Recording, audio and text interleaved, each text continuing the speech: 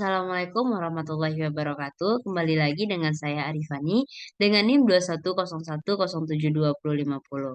Nah, baiklah, pada video kali ini saya akan membahas tentang operasional kredit.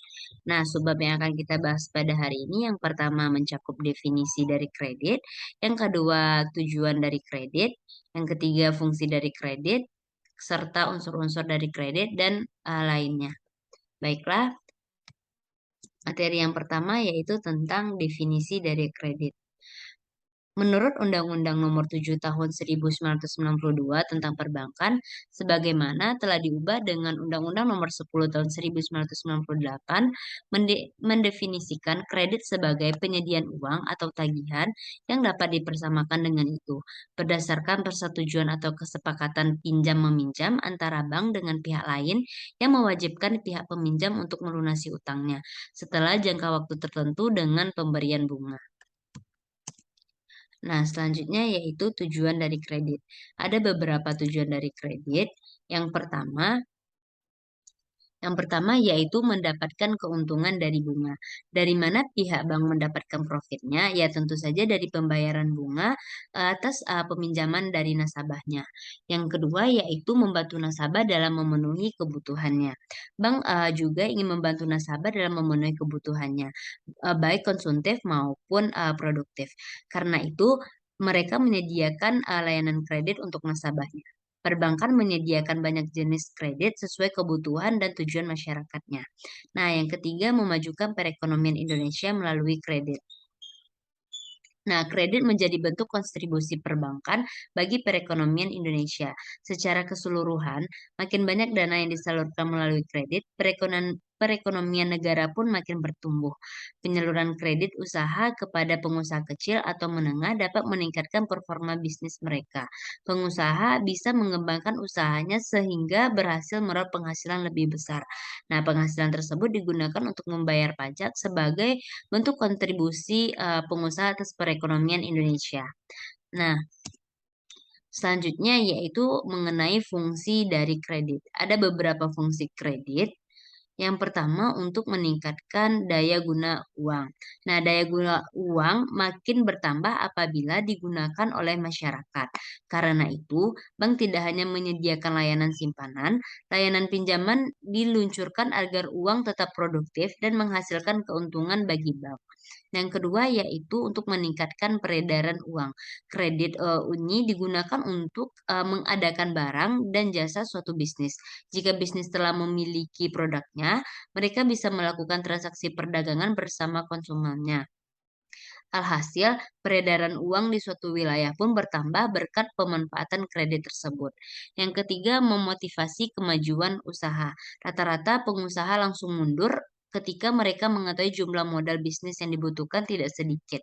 Layanan kredit berfungsi untuk memotivasi pengusaha dalam memajukan bisnisnya. Mereka tidak perlu menunda pengembangan bisnis karena bisa meminjam sejumlah dana dahulu. Nah, fungsi yang keempat yaitu meningkatkan daya guna barang produksi. Maksudnya, salah satu alasan masyarakat membutuhkan kredit adalah untuk mengembangkan produknya. Bantuan kredit dan perbankan berguna sebagai modal untuk meningkatkan kualitas produk.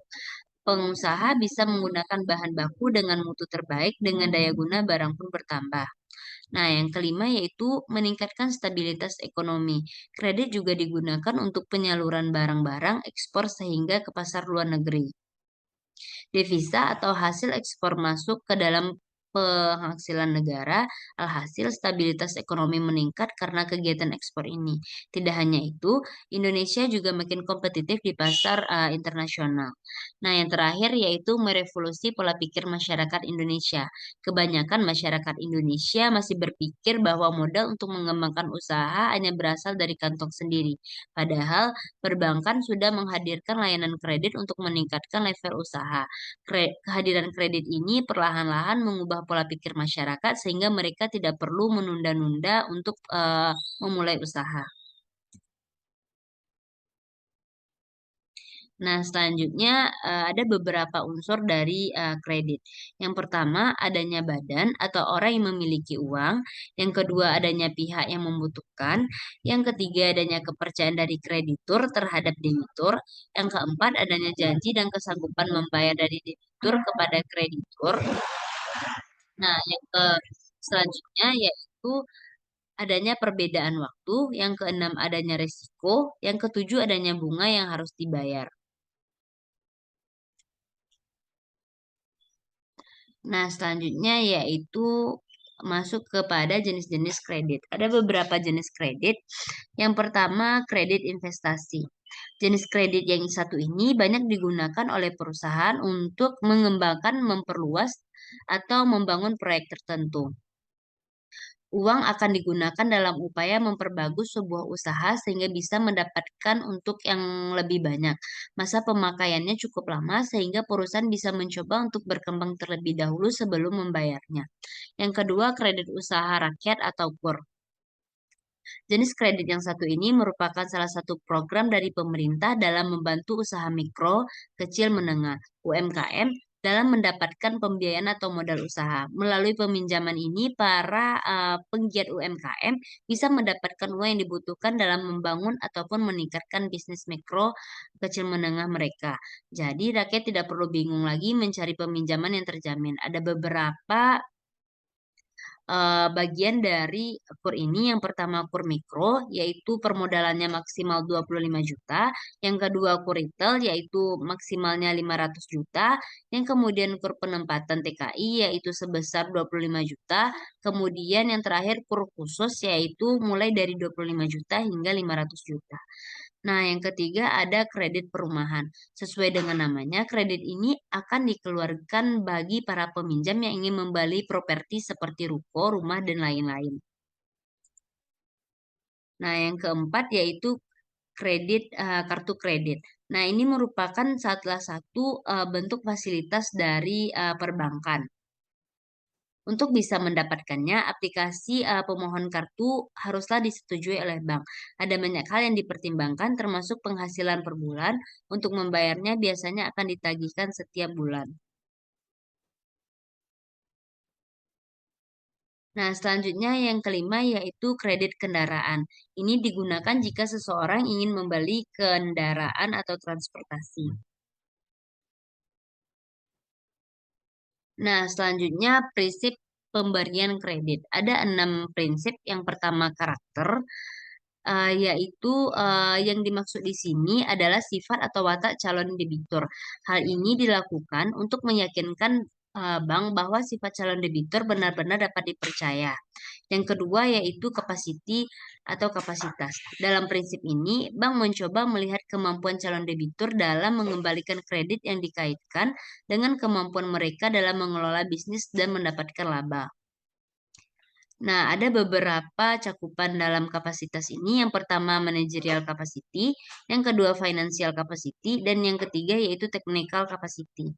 Nah, selanjutnya yaitu ada kapital. Pada prinsip ini, bank akan melihat kecukupan modal yang dimiliki calon debitur dalam menjalankan usahanya. Nah, yang keempat ada condition atau kondisi. Dalam prinsip ini, pihak bank akan berusaha melihat kestabilan finansial dari calon debitur. Nah, yang kelima ada kolateral. Kolateral ini merupakan prinsip dari 5C. Ini berupa jaminan fisik maupun non-fisik yang diberikan calon debitur. Jaminan yang diberikan hendaknya melebihi jumlah kredit dan akan terlebih dahulu diteliti keabsahannya oleh pihak bank. Nah, yang keenam atau yang terakhir yaitu constraint. Prinsip ini berupaya untuk melihat batasan dan hambatan yang menyebabkan suatu bisnis tidak dapat dilaksanakan karena kondisi tertentu seperti iklim, masyarakat, dan lain-lain. Nah, selanjutnya yaitu adanya aspek-aspek penilaian kredit. Ada beberapa aspek. Yang pertama yaitu aspek yuridis atau hukum. Yang kedua aspek pemasaran. Yang ketiga aspek keuangan. Nah, di sini ada beberapa cakupan. Yang pertama rasio-rasio keuangan. Yang kedua periode pengembalian. Yang ketiga nilai sekarang bersih atau NPV. Yang keempat indeks profitabilitas. Yang 5 tingkat pengembalian internal, dan yang terakhir ada break even point. Nah, selanjutnya ada aspek teknis dan operasi. Yang kelima ada aspek manajemen. Yang keenam ada aspek sosial ekonomi. Dan yang terakhir ada aspek AMDAL. Nah, materi selanjutnya yaitu tentang prosedur pemberian kredit. Ada beberapa prosedur. Yang pertama, nasabah mengajukan permohonan kredit lengkap dengan dokumen-dokumen pendukung. Yang kedua, permohonan tersebut diprotes setelah data-data yang diperlukan lengkap. Nah, yang ketiga, ini kemudian dilakukan analisis atau penilaian kelayakan kredit 5C oleh petugas analisis kredit berdasarkan data yang telah diperoleh dan hasil kunjungan ke lokasi serta wawancara. Yang keempat, apabila usaha dinilai layak oleh analisis kredit setelah dilakukan analisis. Nah, selanjutnya yaitu apabila telah disetujui, maka diberikan surat pemberitahuan persetujuan kredit, yaitu SP2K, kepada nasabah yang mencantumkan syarat-syarat dan ketentuan yang harus dipenuhi oleh nasabah. Selanjutnya adalah realisasi kredit, pengikatan agunan kredit, dan pencairan kredit. Dan yang terakhir, setelah pencairan kredit dilakukan, maka BPD Sumbar akan melakukan monitoring terhadap kredit yang telah diberikan tersebut. Nah, sebab yang terakhir yaitu mengenai penyelesaian dari kredit. Yang pertama yaitu penjadwalan kembali atau rescheduling, yaitu kondisi di mana kreditur memberikan perpanjangan tenor kepada debitur. Penyesuaian panjang tenor juga disesuaikan dengan kemampuan bayar debitur. Semakin panjang tenor harapannya akan memperkecil jumlah angsuran yang dibayarkan setiap bulannya. Yang kedua yaitu persyaratan kembali atau restructuring. Nah, persyaratan kembali atau restructuring ini adalah kondisi di mana kreditur dapat merubah jadwal pembayaran, jangka waktu, serta persyaratan lainnya dengan syarat tidak merubah maksimum plafon kredit. Nah, yang terakhir yaitu penataan kembali. Dalam kondisi ini, kreditur dapat memberikan relaksasi kredit dalam cara mengubah tunggakan menjadi pokok kredit baru, hingga penjadwalan dan persyaratan kembali. Selain itu, kreditur juga dapat menurunkan suku bunga yang dibebankan kepada debitur. Nah, mungkin sekian dari saya. Mohon maaf atas segala kekurangannya. Assalamualaikum warahmatullahi wabarakatuh. See you next video.